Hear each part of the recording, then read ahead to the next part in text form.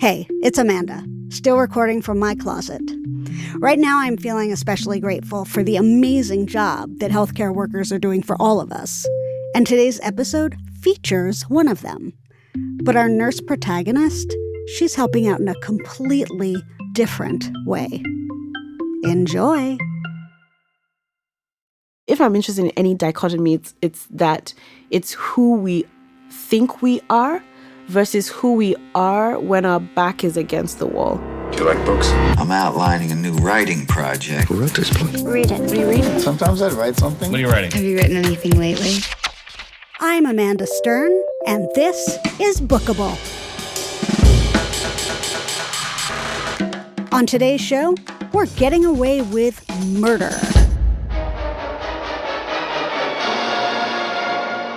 In a book podcast. So let's just dive in. If you hear any screaming or shrieking, just bang on the wall, should be on the other side. Don't worry, the murder part comes later. Tell them who you are. My name is Oyinkan Braithwaite, and my book is My Sister, the Serial Killer. Oyinkan Braithwaite.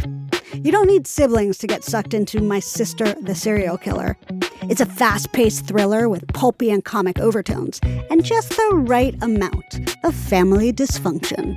It's about two sisters. The elder sister, Coride, is meticulous. She's tidy. She likes to exercise a lot of control.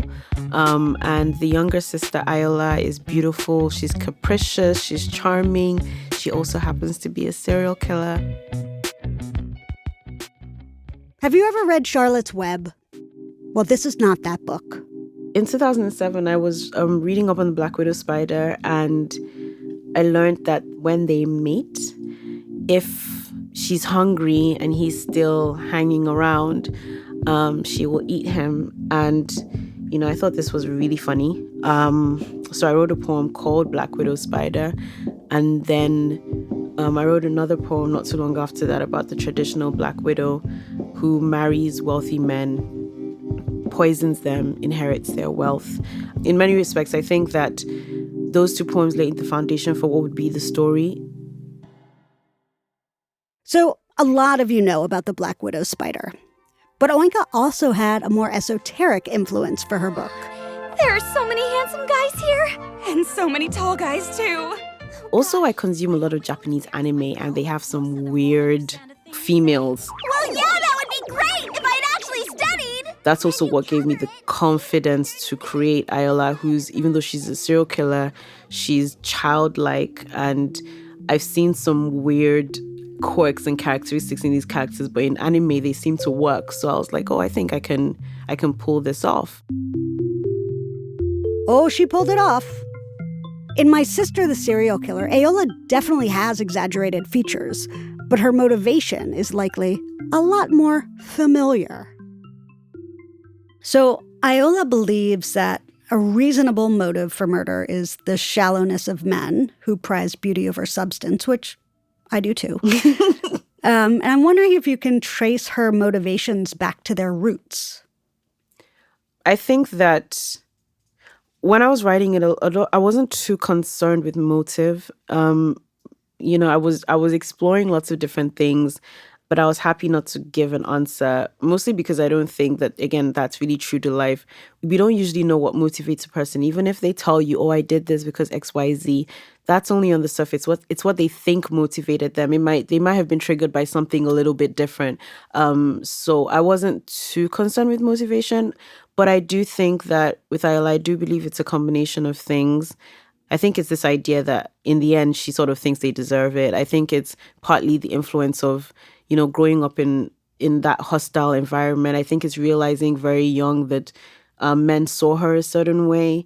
But in most parts, I think it's because she has been getting away with it and believes she will continue to get away with it. And Coride is always there to clean up Iola's mess, which enables Iola to keep on killing. Mm-hmm. Do you think that the sisters are codependent? What is it that they're getting from each other that they can't get on their own? I do think that they're codependent. I also think that when I was creating them, aside from this bond of sisterhood. At some point I thought, oh gosh, I think I need something a little bit more than this.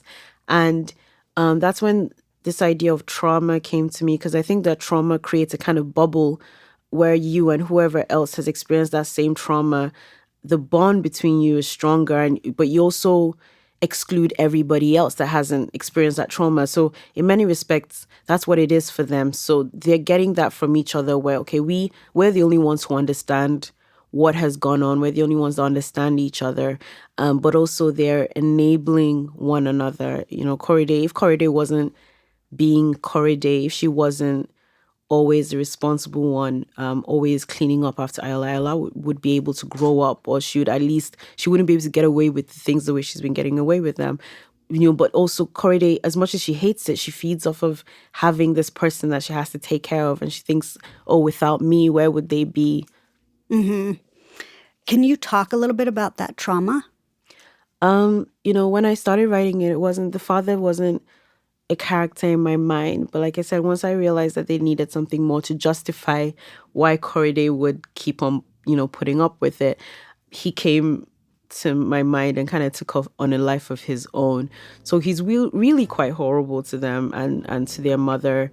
And, I kept on making him a little bit more horrible, but I know sometimes it's not clear how horrible he was, but I just liked the idea of this figure who was like a living monster in their home. Mm-hmm. No, that was pretty clear. Fair enough.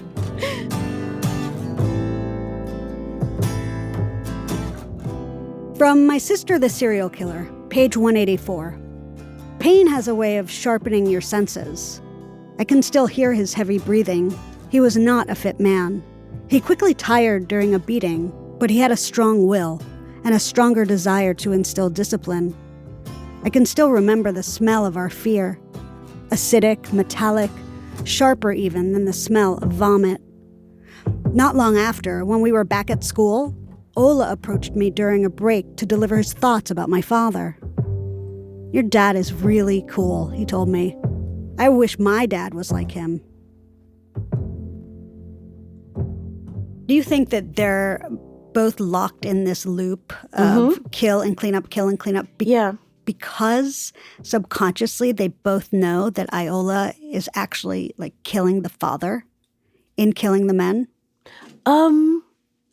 I don't know. I think I don't know if it's that clear cut. I think it's two things. One, they're locked in the cycle because in order to break it, Ayla would have to say, right, whatever you do now, you're on your own.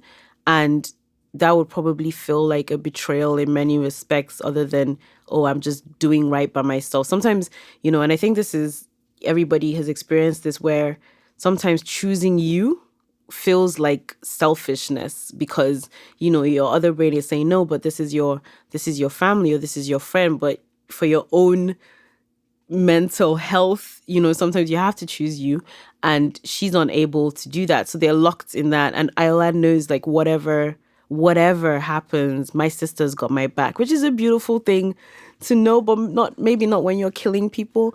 So there's that. I think there's that aspect of it. I think there's also the fact that to Ayla, men are disposable because there will always be more men. Mm-hmm. She doesn't have any problem, attracting them. So they're not real people to her almost. So definitely, like, their dad broke them both, I think. But, like, I'm not sure if Ayla has enough self, awareness to be punishing him for that necessarily. I think it's just a general look, these guys will come and go. Do you think it's true that Iola does have Korede's back? I think Ayla, a lot of people are like, I know a lot of readers kind of feel like Ayla didn't care about Korede at all, but I do think she loved her sister. I think if anything, I think her sister is the only one who she does love with any kind of real affection, and, I think that she would also protect Ayla as much as she was able to, as a person that's not completely mentally stable, but I think she would do what she thought was protecting Korede if push came to shove. I'm not so convinced. I mean, do you know what? I agree with you. It's open to debate. Like, I would take that. Like, I'm not 100% sure about what I'm saying either, but but I think that she would. I mean, she's such a sociopath Yeah. that her sister has to remind her not to Instagram because she's supposed to be mourning. Yeah, but isn't that the difference though? And don't quote me on this, but isn't that the difference between sociopaths and psychopaths? That sociopaths can feel something, whereas psychopaths have to fake everything. So it's possible for her to be unable to make that, oh, I'm supposed to be mourning thing, but at the same time know that Korede is Korede and Korede is her person. Yes, I think that is correct. Yeah. I think you're right. Still have my doubts. Yeah.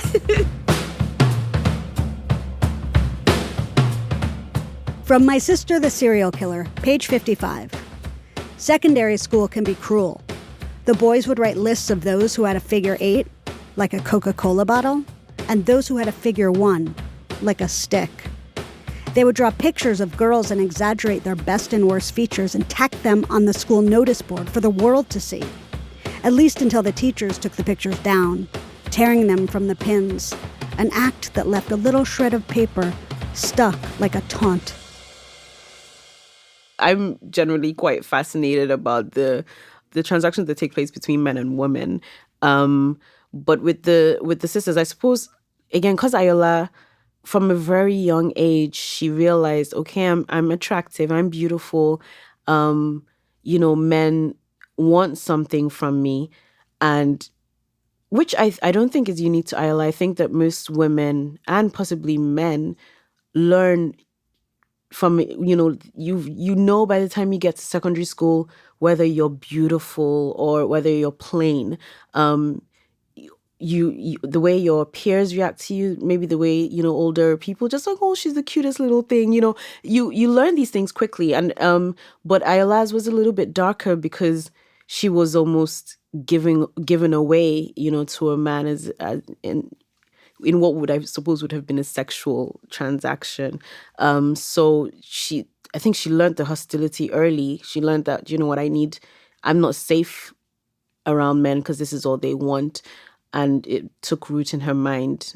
Korede, as someone who witnessed this and who was instrumental in keeping Ayola protected, would also have. But I think Korede is an idealist, and she still wants what we all want. She still wants what I don't know about we all, but she still wants what a lot of us want. She wants the happy ending. She wants the romance. She wants to be loved. We're going to get into the beauty in a little while, but I want to just back up a second because you said you didn't know necessarily about the sisters' interest in relationships between men and women, but you know about yours. Mm-hmm. So I'd like to hear a little bit about your interest. It's not just one thing. There's so much to explore when it comes to the relationship between men and women. So it isn't just one thing for me. It's lots of different things.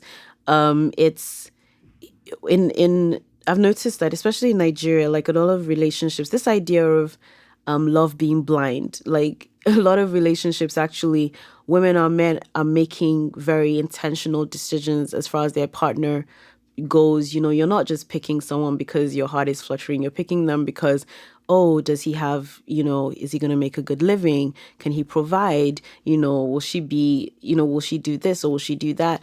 In Nigeria, there's like I don't know what to call it, but a group of people who, when they go on dates, the women will, it's almost like a transaction in that the women expect money at the end of the day in some way, especially if it ended in a I don't know what's appropriate for what to say on a podcast. You can say whatever you want. But like, especially if it ended with, them going to bed together and so it won't be like a direct, oh, I want money. It'll be like, oh, I need, now I need transportation money, or like, oh, my laptop's broken, or like, it's, and I mean, it's not like the whole, it's a small sect of the community, but like people are talking a lot about it now on social media because guys are like, hang on, this isn't right, or so girls are like, look, girls need to stop doing this, they're giving us a bad name. But even that arrangement, fascinates me, how someone can claim to love you and then do something really horrific. Women who stay with the men that cheat on them, like there's so many aspects of that relationship that I think is available for me to tap, and I'll probably keep tapping it for a while.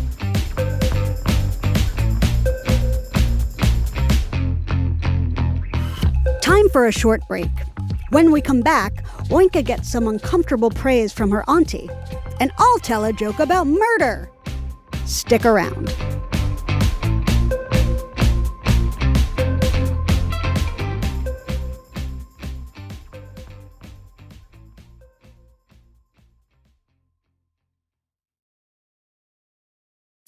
Hey, it's your host Amanda Stern again, getting comfortably humid here in my closet. And I'm producer Andrew Dunn, chilling in my home studio.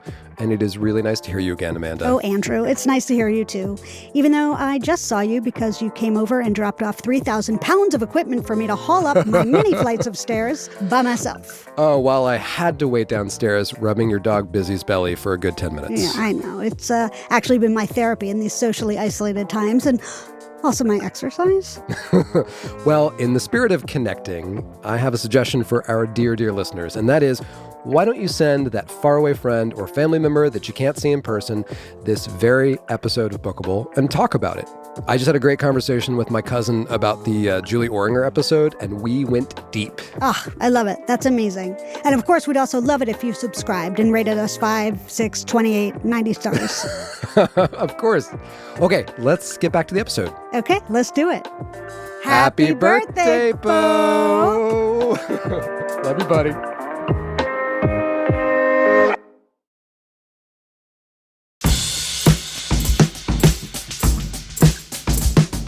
Welcome back to Bookable. I'm Amanda Stern, here with Oyinkan Braithwaite, author of My Sister the Serial Killer. So Corday helps her sister Iola clean up her messes, while also holding down a full-time, high-stress job. That's why she is desperate to keep those two worlds separate.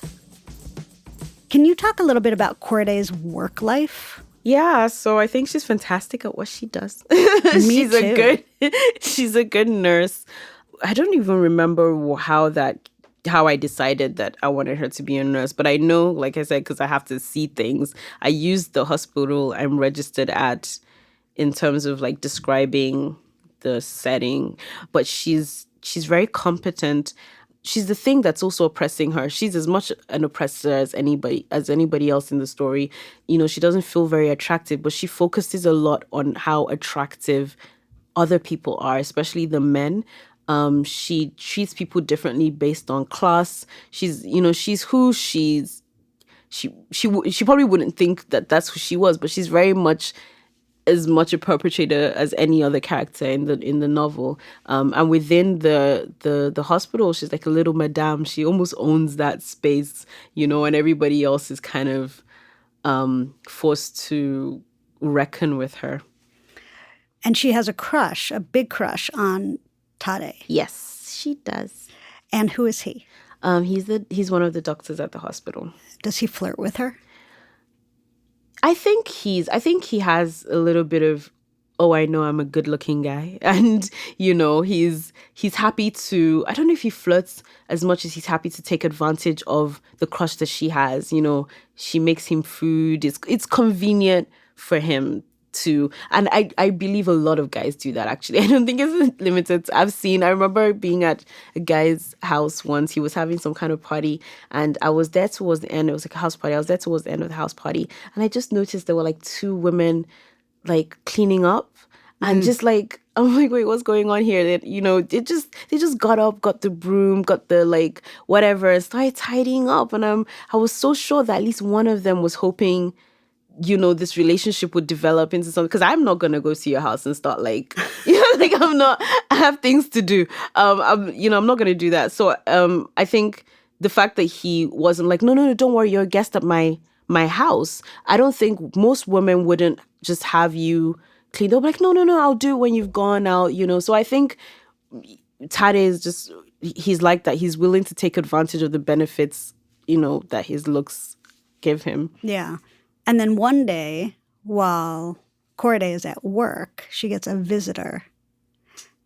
Wait. Oh, yeah. I was like, who visited Corday? You're like, then what happens? Yeah. So who walks into the hospital? So Ayala waltzes in to visit her sister. And what happens? Well, for Corday, all hell breaks loose. You know, prior to that, Corday had sort of made sure that Ayala didn't turn up at her workplace because she's accustomed to the effect that Ayala has on people. So when Ayala comes, things happen almost exactly as I imagined Corday imagined they would. And, you know, everybody's like, oh my goodness, your sister is so beautiful. Oh my goodness, your sister. And unfortunately for her, as she's trying to shuffle Ayala out, the doctor she has a crush on, Tade, comes across Ayala and is immediately struck by her.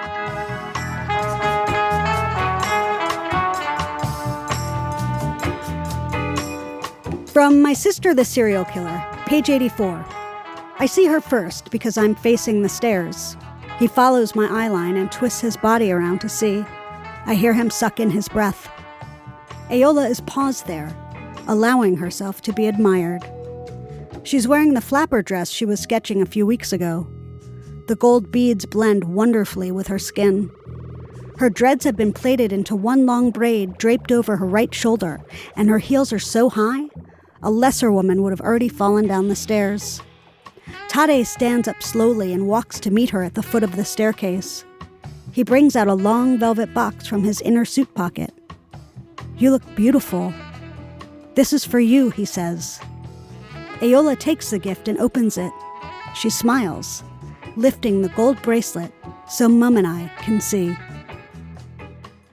I remember once when I was like, I don't know how old I was, maybe a teenager, early teens or in primary school. And, you know, there was this auntie who said, oh gosh, you're so pretty.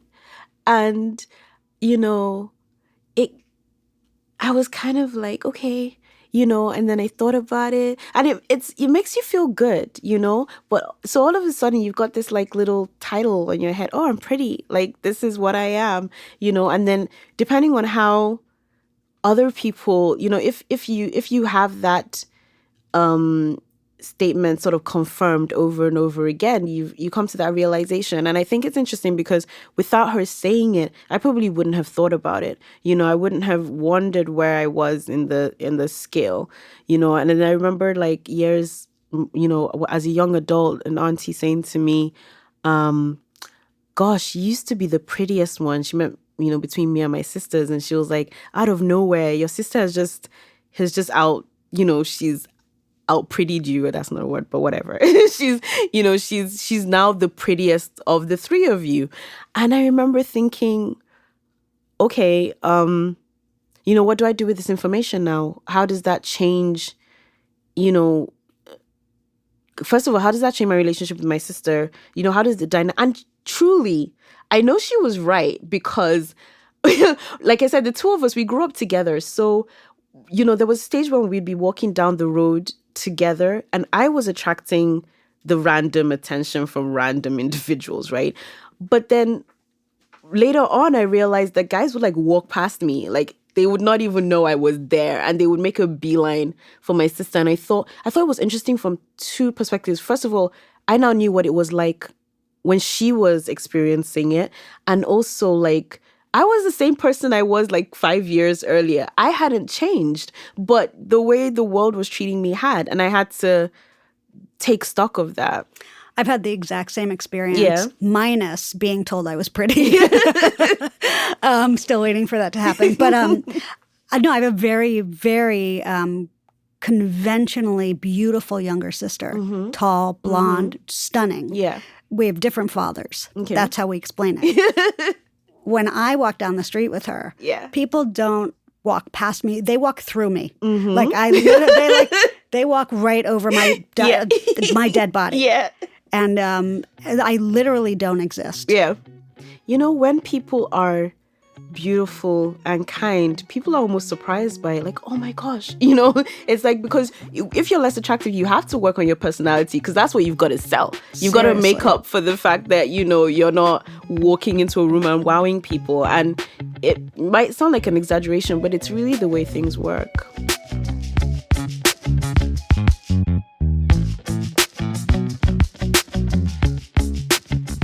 Oyinkan Braithwaite, author of My Sister the Serial Killer. It's published by Doubleday and is available now. Bookable is a production of Loud Tree Media. I'm your host, Amanda Stern, 5 feet tall and ready to murder my breakfast. We're produced by me, Beau Friedlander, and Andrew Dunn, who also mixed and sound designed the show. Beau is Loud Tree's editor-in-chief. Find us on the web at bookablepod.com and subscribe and rate us 5 stars on Apple Podcasts or wherever you get your shows. That's one of the best ways for other listeners to find Bookable. And as promised, a joke about murder.